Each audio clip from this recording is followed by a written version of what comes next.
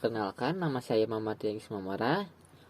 Di sini saya akan mempresentasikan digital marketing, project planning dengan tema bahasan meningkatkan penjualan boxer di pasar digital. Oke, introduction dulu kenapa saya membeli tema ini.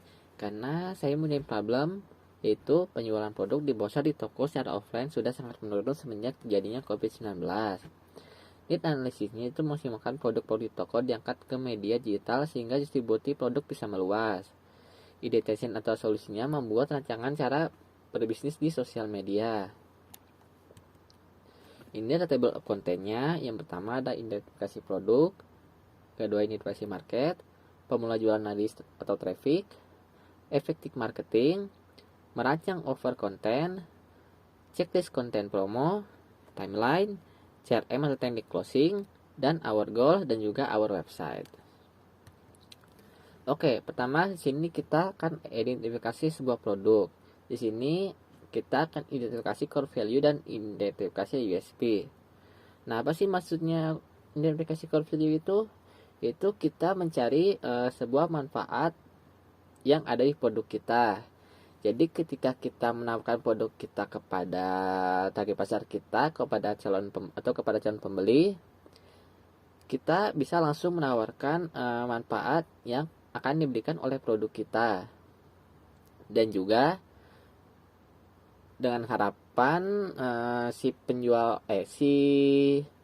bisa dibilang tuh target pasar kita bakal tertarik dengan manfaat yang ditawarkan oleh produk kita. Nah, cara kita mengetahui core value dari produk kita itu gimana sih?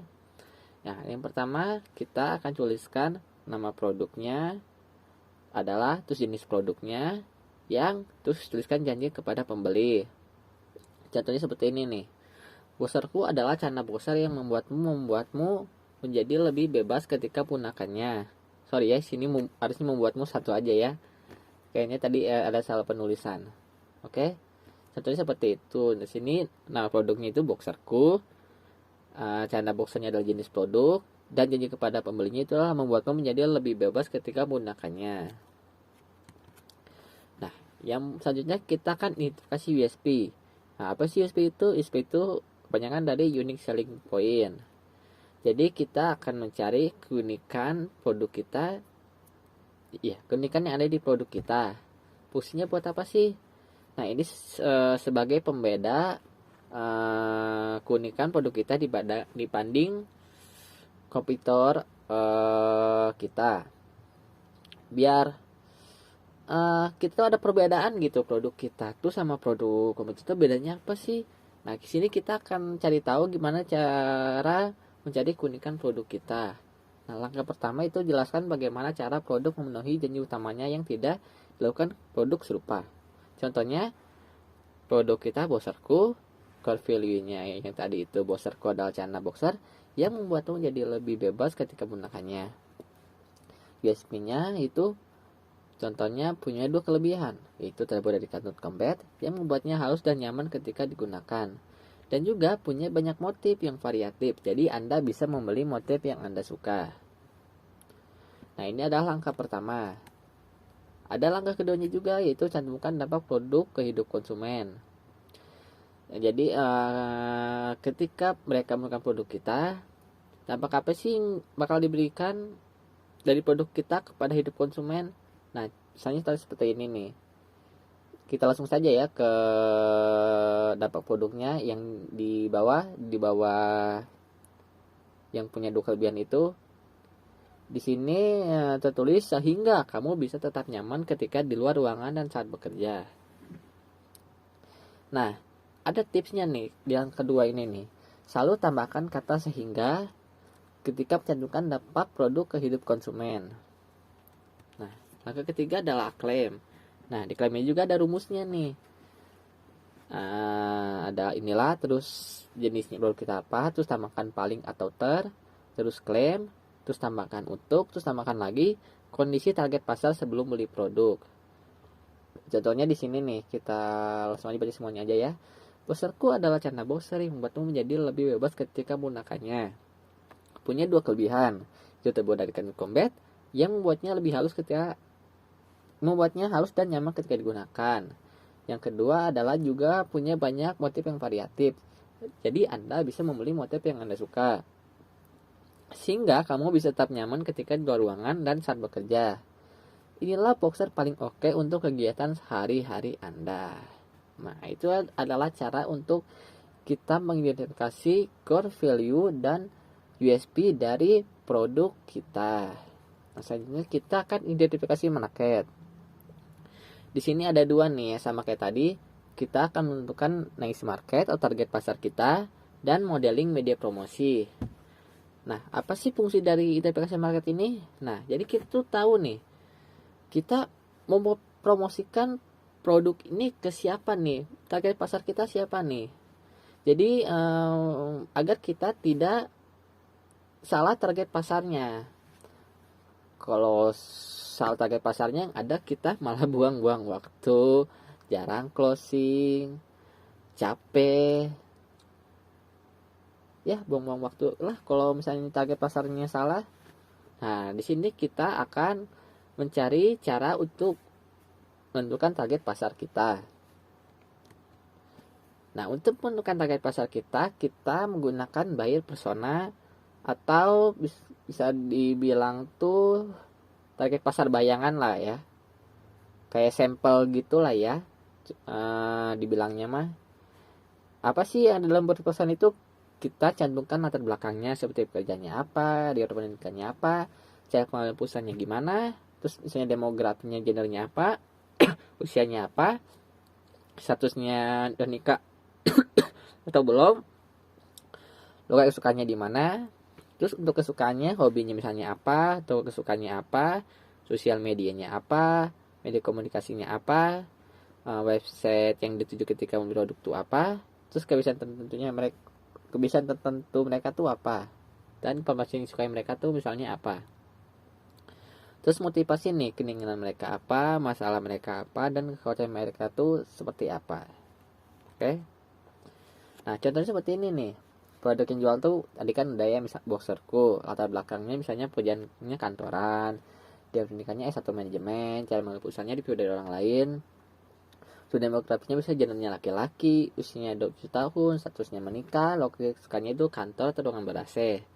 Motivasinya nih, misalnya keinginannya boxer yang nyaman dan halus, tantangannya sering merasa sesak dan gerah ketika memakai boxer. Terus kekhawatirannya takut dia tidak fokus bekerja.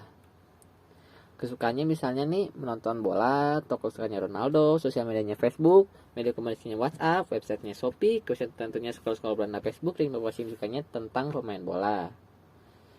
Nah, ini gunakan apa sih? Nanti kita akan jelaskan di slide-slide yang selanjutnya.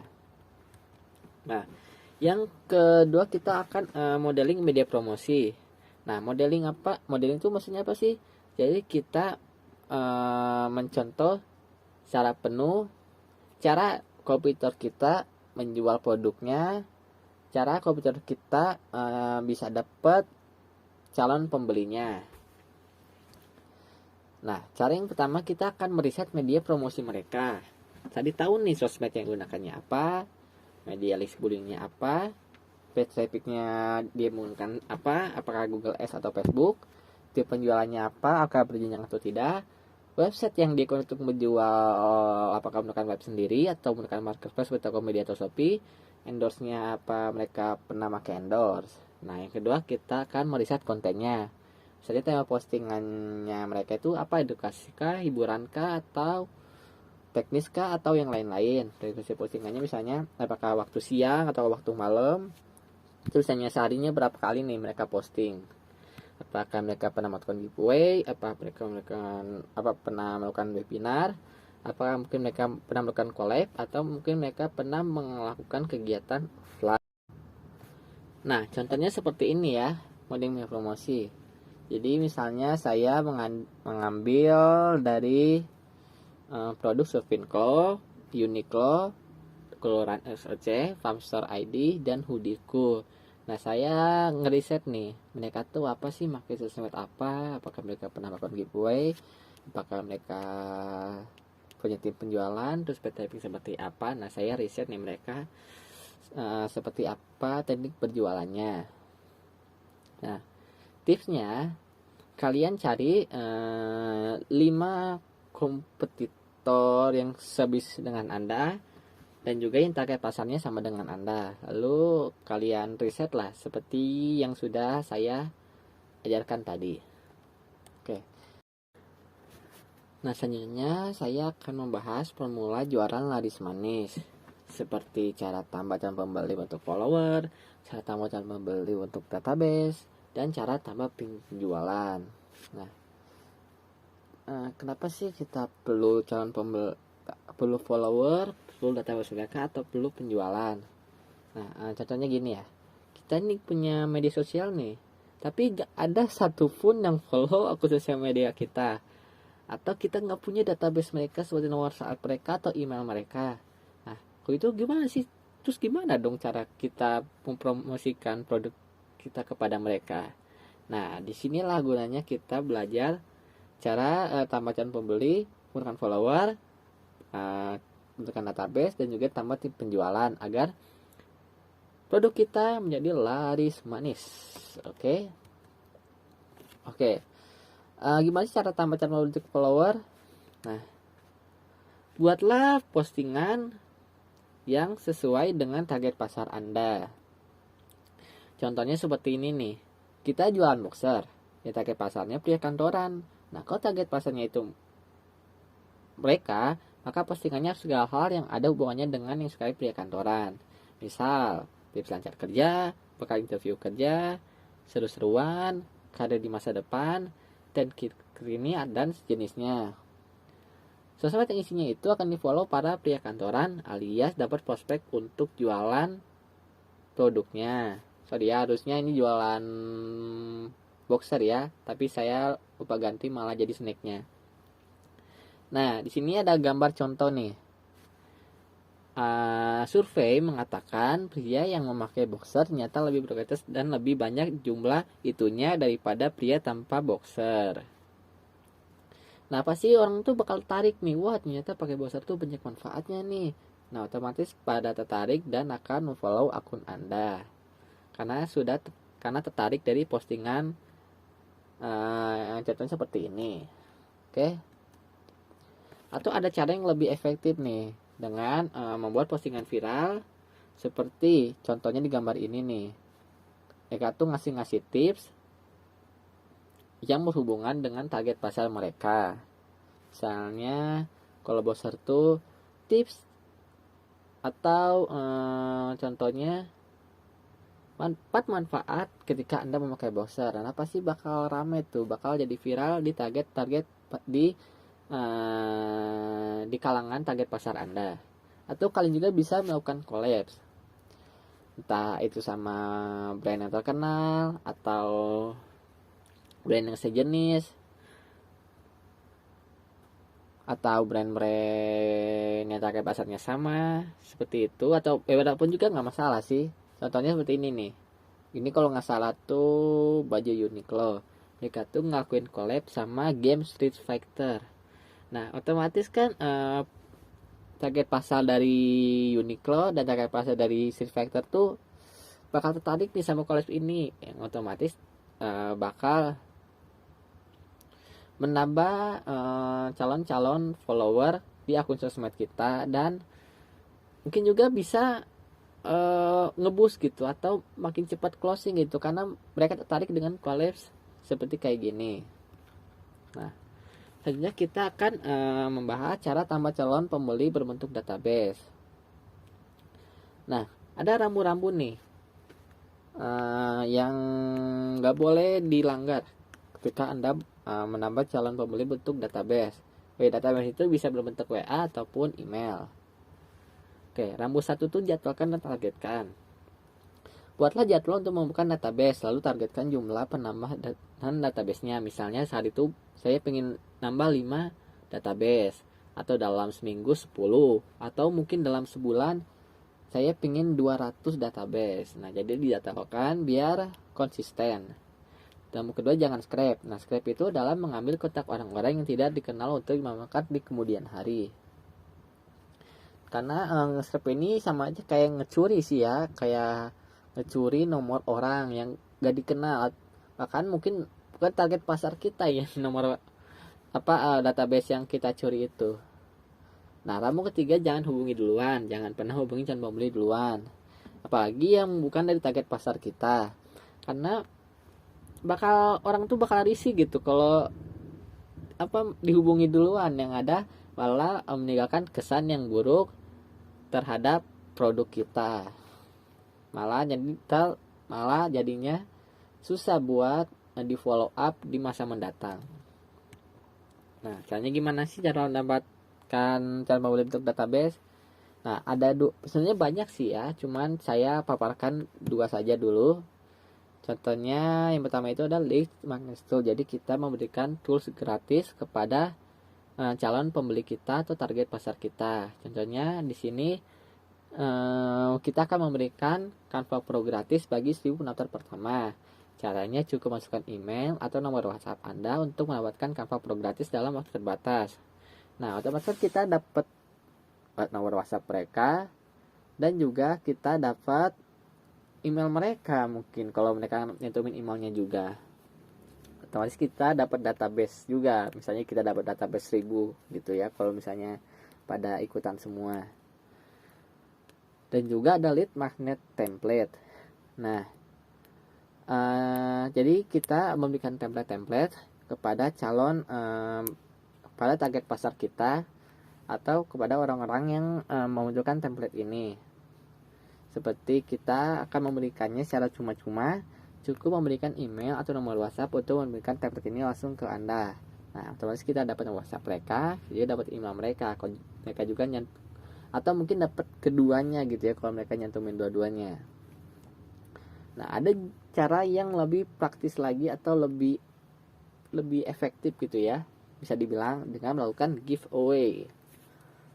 Nah, orang-orang kan pasti suka giveaway nih, suka yang gratis-gratisan. Nah, untuk inilah kita lakukan giveaway. Misalnya mereka nge-follow akun kita, stepnya yang kedua like atau komen nomor WhatsApp mereka atau email mereka, dan juga share postingannya. Wah, dalam ini kan kita nggak dapat database doang, tapi kita juga dapat follower di akun sosial media kita. Jadi ibaratnya sekali menayung 2-3 follow terpenuhi. Mantap kalau konsepnya kayak gini. Oke. Nah, sini juga kita akan melakukan cara tambah tim penjualan. Yang pertama adalah harus ke siapa sih kita melakukan jadi tim penjualan kita? Nah, ada 3. Misalnya kita dikenalan kehidupan pribadi. Nah, Anda bisa datang ngobrol langsung kepada mereka, atau ke konsumen lama, mereka yang sudah pernah transaksi dan bahkan sudah kenal manfaat produk Anda berpotensi besar jadi tim penjualan. Dan juga ke prospek baru, tawarkan kesempatan ini jadi tim penjualan di media promosi Anda. Nah, gimana sih cara agar kita cepat dapat gitu tim penjualannya atau makin semangat gitu tim penjualannya dalam menjualkan produk kita?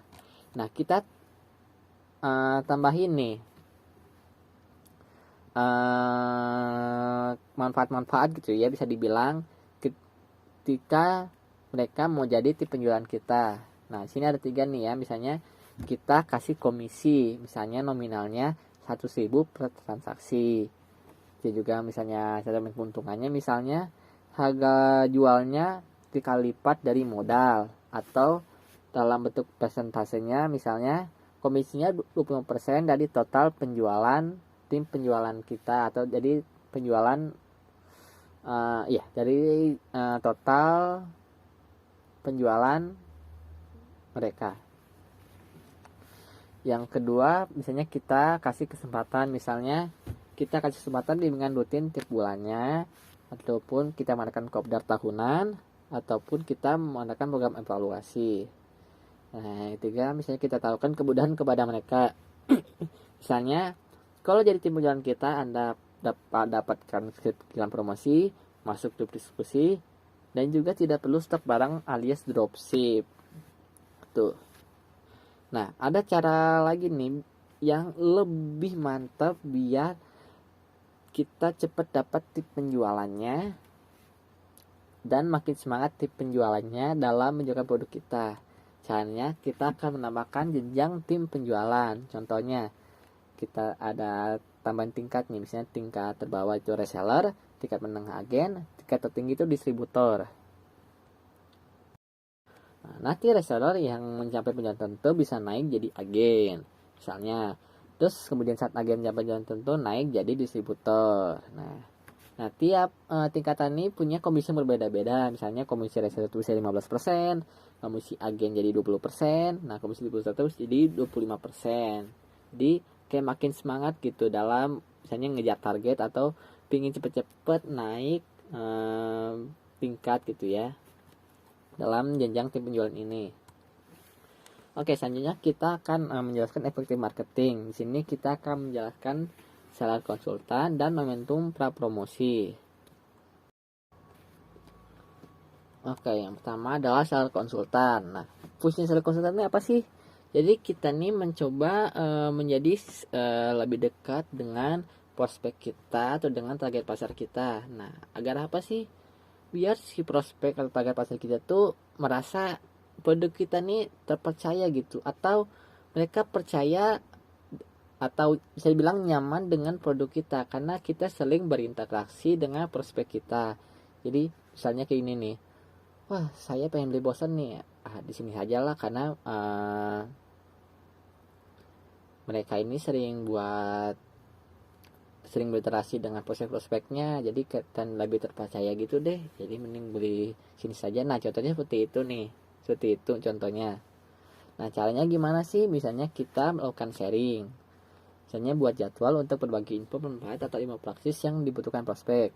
Yang kedua kita misalnya lakukan Q&A, jadwalkan tanya jawab dengan follower atau pancing database untuk bertanya. Yang ketiga adalah service, misalnya jadwalkan untuk memberikan pelayanan ke konsumen, bisa dengan melakukan konsultasi atau memberikan tips pemakaian produk ke mereka. Nah contohnya seperti gambar ini ya, ada orang melakukan Q&A, mereka tuh nanya beri satu pertanyaan gitu. Misalnya ada yang nanya nih, harga sepatunya berapa sih? Nah jadi kan ada interaksi antara si penjual dengan si prospek kita. Nah selanjutnya kita akan melakukan momentum promosi. Nah fungsinya buat apa sih momentum promosi ini? Jadi kita membuat prospek kita penasaran dengan produk kita, atau membuat si prospek ini tuh tertarik gitu dengan produk kita nih. Nah di sini tuh ada dua nih, ada natural momentum, ada juga artificial momentum. Nah natural momentum ini alias momentum alami. Jadi bisnis kita ini akan tren yang sedang terjadi. Misalnya lagi bulan Ramadan nih, kita ada ini big Ramadan gebiar sale. Jadi tertarik nih si prospeknya tuh pengen beli produk-produk kita karena lagi masa Ramadan dan mereka ngadain event Ramadan nih, seperti itu. Dan juga ada tactical momentum alias momentum buatan. Jadi bisnis kita ini menciptakan momentum agar prospek antisipasi dengan produk atau penawarannya. Misalnya nih kita post nih H-1, wah jadi penasaran nih si prospeknya apa nih H-1 nih, apakah produk baru atau gimana nih, wah harus ditunggu nih. Nah kan jadi orang tuh jadi penasaran ya dengan H-1 itu apa nih, jadi mereka tuh bakal menunggu-nunggu nih apa yang akan keluarkan oleh produk kita. Jadi kayak buatan ya, dibuat-buat gitu momentumnya. Oke, terus sini kita akan merancang offer. Jadi kita akan merancang promosi yang akan diadakan oleh produk kita. Misalnya nih promosi overstock. Nah apa ini maksudnya nih? Jadi kita memberikan bonus tambahan ketika membeli produk tertentu nih. Misalnya orang beli boxer nih. Nah bonus ebook tentang tips makin dekat dengan pasangan, atau mereka nih jadi masuk database kita dalam hal lebih memberitahukan nih, jadi mereka tuh kayak lebih tahu nih. Jadi kita jadi kayak masuk database kita, terus dapat pemberitahuan lebih cepat sebelum diumumin ke publik tentang produk baru kita. Atau kita bisa memberikan diskon nih, kita bisa memberikan diskon ketika baru dalam jumlah tertentu, atau memberikan diskon dalam waktu terbatas. Nah, karena orang ini suka diskon nih, apalagi ini waktunya terbatas satu jumlah tertentu. Nah, mereka pasti bakal cepat-cepat nih pengen beli produk kita, atau kita adakan limit batas waktu tertentu atau promo dengan jumlah terbatas. Nah, jadi sama seperti diskon sih. Jadi itu pengen cepat-cepat beli produk kita sebelum produknya habis, karena di limit ya, atau kayak limited edition gitulah ya. Nah, sebelum setelah itu kita checklist konten promo. Jadi kita nih siapin amunisi dulu nih sebelum melakukan promo-promo. Jadi kayak istilahnya kita mending capek siapin apa nih konten pengen dibuat sebelum promosi daripada tar buru-buru gitu ya, yang jadinya bakal tidak jadi maksimal hasilnya. Misalnya kita amunisi buat pengejar prospek, misalnya buat amunisi buat momentum, buat woro-woro, buat promosinya, makanya atau amunisi buat dibutuhkan untuk membanyak listnya, atau juga amunisi yang dibutuhkan untuk saat penutupan promosinya. Nah, atau lebih enaknya gini nih, kita punya kalender nih, jadi bisa jadwalkan nih, misalnya hari minggu nih kita pengen posting foto coming soon nih, terus hari Selasanya kita lakuin giveaway buat produk coming soon kita. Nah, misalnya tuh hari Kamisnya kita launching nih. Nah, misalnya hari Minggunya tuh kita tutup, terus hari Jumatnya kita misalnya buat diskon terhadap produk yang baru launching tadi. Nah, misalnya hari Minggu ini penutupan promonya. Nah, jadi lebih terjadwal dan lebih enak gitu ya, biar gak gampang lupa juga gitu.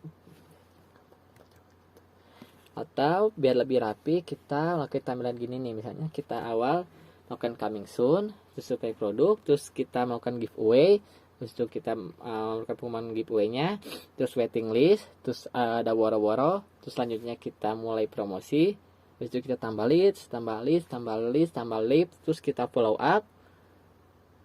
Habis itu terakhir kita penutupan promosinya. Jadi bakal lebih tersusun kapan nih kita harus ngelakuin coming soon-nya, atau kapan kita harus membuat konten promosinya sampai penutupan promosinya. Seperti itu. Ada juga CRM, pendekatan yang kita lakukan untuk mengarahkan pembeli agar sudah tertarik agar segera transfer, dan juga sub CS agar list prospek Anda tidak kabur. Nah, kita bisa melakukan dengan teknik closing alasan nih. Misalnya nih, silakan transfer 20.000 ke rekening ini ya, karena promonya segera berakhir. Setelah transfer boleh langsung ke posisi ini. Jadi mereka gak bakal nunda-nunda untuk nge-transfer, atau kita bisa melakukan komitmen nih.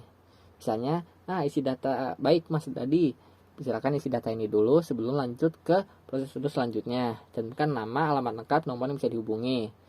Jadi ketika sudah ngisi data gini, pasti mereka tuh nggak akan menunda-nunda gitu, bakal segera melakukan closing atau transfer. Dan juga kita SOP CS, jadi kita terus follow up terus nih orangnya nih tentang produk kita nih, biar orang itu nggak kabur ke produk yang lain. Misalnya kita ulangin produknya itu seperti apa, terus cantumkan batasannya, terus misalnya ketika kita chat gunakan emote alias senyum dan panggil nama mereka, terus nggak ngarep nih biar kita nih nggak terburu-buru gitu istilahnya, biar kita happy terus kita menjual, nggak ada rasa was-was gitu ya. Kalau nggak terus mah yang ada malas gitu ya, kita tidak mencapai ekspektasi. Oke, outgoalsnya dengan ini diharapkan dapat mengalirkan penjualan omset yang tadinya sepi menjadi laris manis dengan penggunaan profit digital. Target omsetnya misalnya target jadi 20 juta nih target penjualan, misalnya 1000 pieces per bulannya. Nah, kalian juga bisa mengunjungi website kita di Facebook ini, atau juga kalian bisa menghubungi saya lewat WA atau email yang saya cantumkan di sini. Oke, terima kasih, semoga bermanfaat. Assalamualaikum warahmatullahi wabarakatuh.